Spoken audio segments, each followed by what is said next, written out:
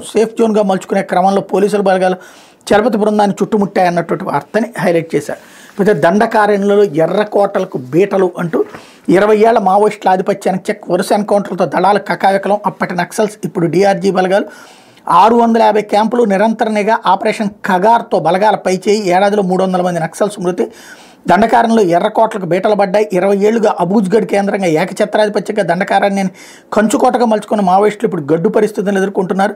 ముందెన్నడూ లేని విధంగా కేంద్ర కమిటీ సభ్యులు సైతం ప్రత్యక్ష ఎన్కౌంటర్లు చనిపోతున్నారు. దండకారణ్యం DVCM కమిటీ సభ్యులది అదే పరిస్థితి. ఎండాకాలం వస్తే ఆకురాలిపోయి బలగాల డ్రోన్ కెమెరాలకు చిక్కే ప్రమాదం.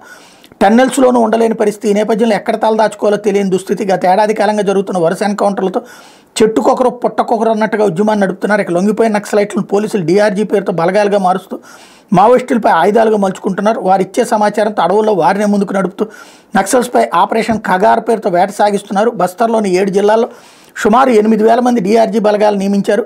వీరితో పాటు CRPF కోబ్రా బలగాలతో దండకారణ్యంలో 650కి పైగా బేస్ క్యాంపులను ఏర్పాటు చేశారు.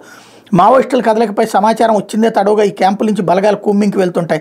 దీంతో ఇప్పుడు అబూజ్గఢ్ లాంటి నక్సల్స్ కంచుకోటల్లో బలగాలు పాగా వేస్తున్నాయి. ఇలా గత ఏడాది ఆరంభం నుంచి 42 ఎన్కౌంటర్లు జరగగా 300 మందికి పైగా మావోయిస్టులు మృతి చెందారు.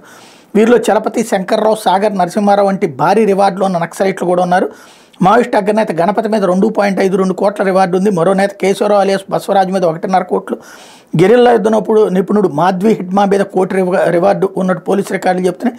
కాగా భారీ రివార్డులో ఉన్న అగ్రనేతలు పలువురు అనారోగ్యంతో మృతి చెందడం గమనార్హం. ఈ కోవలో కిషాండా 1,47,00,000 2021లో జార్ఖండ్లో అరెస్ట్ అవగా అనారోగ్యంతో మృతి చెందారు.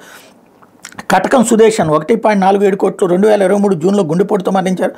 దేవ్కుమార్ సింగ్ అలియాస్ అరవింద్ జీ 1.32 కోట్లు కూడా గుండెపోటుతో కన్నుమూశారన్నటువంటి వార్తని హైలైట్ చేశారు.